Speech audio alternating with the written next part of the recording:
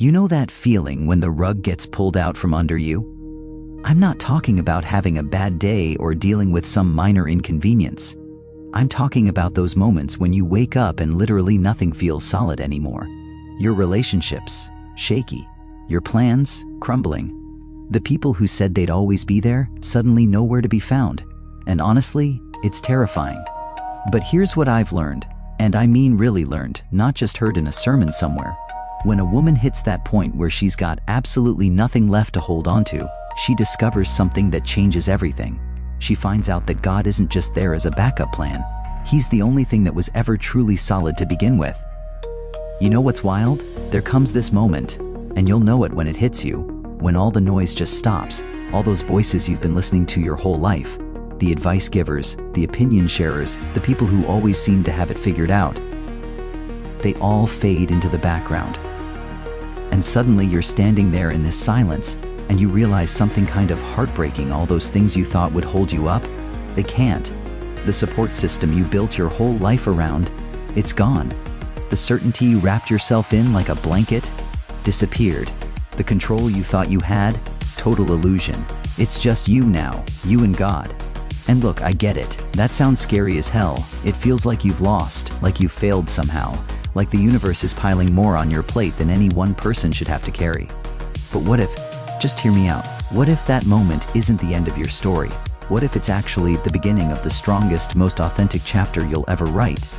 Because here's the thing about hitting rock bottom. When a woman finds herself with nothing but God, she stops all the pretending. She stops acting like she's got it all together. She stops trying to figure everything out on her own, like she's some kind of superhero who doesn't need help. She stops measuring her worth by her Instagram feed, her bank account, who stuck around, or what she's accomplished.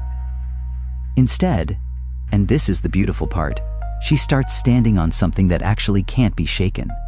She learns that God is enough when nothing else is, that His presence is stronger than whatever she's afraid of, that His promises matter more than her pain, that His timing, even when it makes zero sense to her, is better than her perfectly laid out plans. This isn't weakness, okay? This is courage. Real, raw courage. The kind that drops to its knees before it can stand back up. The kind that trusts even when the whole situation looks impossible. The kind that says, I can't see where this path is going, but I know who's walking it with me. It doesn't happen all at once, you know? It's more like layers peeling away. First this thing fails, then that person leaves, then those plans fall through. Loss after loss. Disappointment stacked on disappointment. Until one day you look around and realize, nothing is the same. Everything you thought was permanent was just temporary. And that's when you feel it. You feel exposed. Like someone ripped off the mask you didn't even know you were wearing. There's no hiding anymore, no distracting yourself with Netflix binges or retail therapy or throwing yourself into work. The noise dies down, and you're left with your thoughts, your fears, all those questions you've been avoiding. You start replaying everything in your head. Where did I go wrong? Why do I feel so alone when I did everything right? What am I supposed to do now? The weight of all that uncertainty sits on your chest like a boulder. And for the first time in maybe forever, you can't escape the truth. You're not in control. You never were. But here's what took me way too long to understand. This isn't destruction, it's revelation.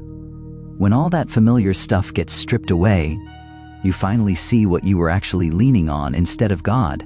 You see how much of your confidence came from people liking you, how much of your peace came from having a predictable routine, how much of your identity was wrapped up in your job, your relationships, your role in everyone else's life.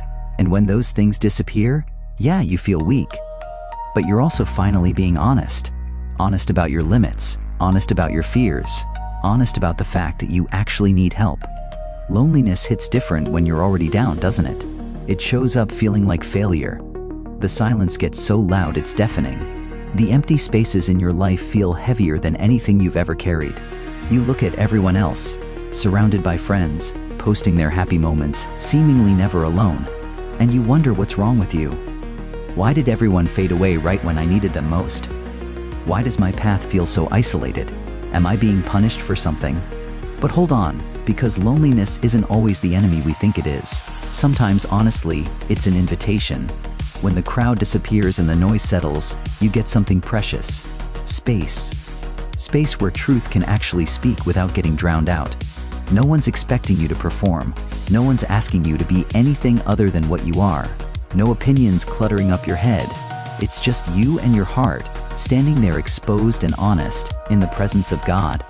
And that's when something shifts. You start to realize that loneliness isn't about being unloved. It's about all the distractions getting removed so you can finally hear God clearly.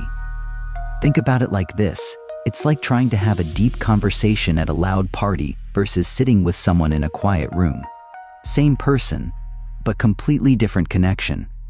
In that quiet space, you begin to see how much you relied on other people to tell you you're strong, to validate your decisions, to confirm your worth. You realize you confused being surrounded with being supported. You mistook noise for real connection. Now, without those voices, you have to confront what you actually believe about yourself and about God. And yeah, it's uncomfortable. Growth usually is at the beginning. But this is where the real transformation starts happening. There comes this point, and maybe you're there right now, where you've exhausted every option. Every door you knocked on, closed. Every answer you prayed for hasn't shown up. You've tried to fix it yourself, manage it, muscle through it, pray it away on your terms. But nothing's changed. Your strength? Empty tank. Those strategies that always worked before? Not working anymore. And you're standing at this crossroads, facing a choice that feels heavier than anything. Are you going to keep white-knuckling it on your own? Or are you finally going to trust God completely, even without knowing how this story ends? Choosing faith when you're out of options isn't some Instagram quote kind of easy. It means letting go of the illusion that you can control everything. It means admitting you can't carry it all alone. It requires you to trust God's character, not because your circumstances got better, but because you believe He's good, even when nothing feels good. This kind of faith, it doesn't come from having everything figured out. It comes from desperation mixed with hope. From a heart that says, God, I have no idea where this is going, but I believe I'm not walking it alone. It's raw. It's honest. Sometimes it's trembling, but it's real. Look, I hate to be the bearer of hard truths, but human support is fragile. People mean well. I really believe that. But they get tired. They misunderstand. They change. They leave. Even the strongest, most well-intentioned people can only carry so much of your weight before they crack. And when they can't show up for you anymore, oh man, it hurts. You feel that emptiness sharp and deep. You might even get bitter about it. Start building walls. Decide that relying on anyone just leads to disappointment. But here's the thing, that pain actually teaches you something important. Those people were never meant to carry the full weight of your life. What you were asking from them, validation, security, constant support, you were always meant to get that from God. Think of it like trying to charge your phone with a laptop. Sure, the laptop has some power, but it's not designed to be your main power source. It'll work for a bit, but eventually it runs out. God is the wall outlet, the unlimited, always-on source. People are more like backup batteries. Helpful, but not meant to be your primary source of power. When God becomes your foundation, like your actual foundation, not just someone you call on in emergencies, you stop collapsing when other people fail you. You're not building your whole sense of security on whether people approve of you, stay with you, or reassure you constantly. God doesn't withdraw when you're weak. He doesn't leave when things get messy or inconvenient. His presence doesn't depend on your performance, your mood, or whether you've got your life together. When every human voice goes silent, His stays steady. Can we talk about surrender for a second? Because honestly, we've got it all wrong. We think surrender means giving up, waving the white flag, admitting defeat. But that's not what it is at all. For a woman who's been trying to hold everything together, and I mean everything, her job, her relationships, her image, her plans, her fears, surrender is where real strength is born. When you finally stop fighting to control every single outcome, you make space for God to move in ways you never could on your own. Surrender isn't about not trying. It's about releasing the burden you were never supposed to carry alone. You know what I realized? For so long, I thought strength meant having it all together, pushing through pain without showing it, proving I could survive anything, smiling through exhaustion, staying silent through disappointment. But that kind of strength, it drained me dry, left me anxious, worn out, terrified of ever appearing weak. When you can't keep up that illusion anymore, surrender becomes unavoidable. And here's the plot twist. Letting go doesn't break you. It frees you. Freedom doesn't show up when your life is perfect. It comes when you stop trying to control what you can't control and start trusting the one who never fails.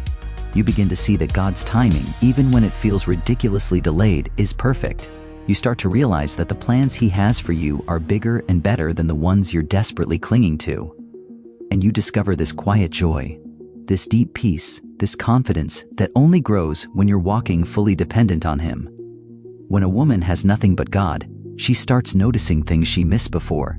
The little miracles, those moments of grace that used to blend into the background, the stranger who was kind exactly when she needed kindness, that gentle whisper of encouragement that came out of nowhere, the unexpected provision right when she hit empty. She sees God's hand everywhere, even when she can't see the full picture yet. And you know what else she discovers? Strength she didn't know she had. Not the loud look at me kind of strength. The patient, enduring, steady kind. Strength that doesn't come from circumstances being good. Strength that comes from trust. She realizes God doesn't just carry her, He equips her. He gives her courage to face each day with hope, to step into the unknown with confidence, to keep moving forward even when fear is screaming that she can't. Faith stops being just a word you say in church. It becomes your lifeline, your shield, your companion. It becomes the voice that tells you to keep going when every other voice has faded, the light guiding you when the path is dark, the anchor in the storm, steadying your heart when disappointment, grief, and fear are trying to knock you over. And as you walk this path, honestly, sometimes stumbling through it, you start to understand what resilience really means. It's not just surviving the storms, it's rising through them with a deeper understanding of who you are and why you're here. You learn that your value isn't defined by what you've lost, what you've failed at, or what other people think about you. Your value is rooted in God's love, unshakable, eternal. And that changes everything: how you live, how you love, how you give, how you trust. Every setback becomes an opportunity to grow. Every lonely moment is an invitation to listen. Every heartbreak is a lesson in surrender. Every disappointment is a step toward depending on the one who never abandons you. And slowly, so slowly you might not even notice it happening, you begin to rise. Not on your own strength, on the strength that comes from God alone.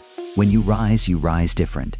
There's this dignity, this grace, this quiet power that can't be shaken.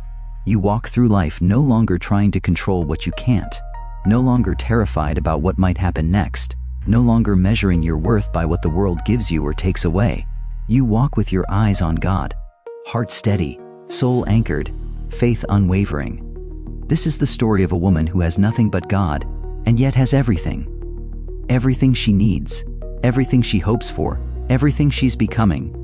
Because when the world falls away, when everything gets stripped bare, when human support fails and loneliness presses in, she discovers the one thing that never fails, the one foundation that never cracks, the one presence that never leaves: God. If you're standing in that quiet place right now, if it feels like everything has fallen away, remember this: God is enough. His love, enough. His grace, enough. His power, more than enough. In Him you'll find the strength to stand, the courage to rise, the hope to keep moving forward. And when you walk from that place, not clinging to what's gone but trusting in what remains, you'll discover a life that's stronger, richer, and more beautiful than anything you could have imagined. Because a woman with nothing but God has everything she truly needs. She has unshakable faith, unbreakable strength, hope that can't be stolen. And that's the power of God in her life. That's what it means to have nothing, and yet have everything that matters.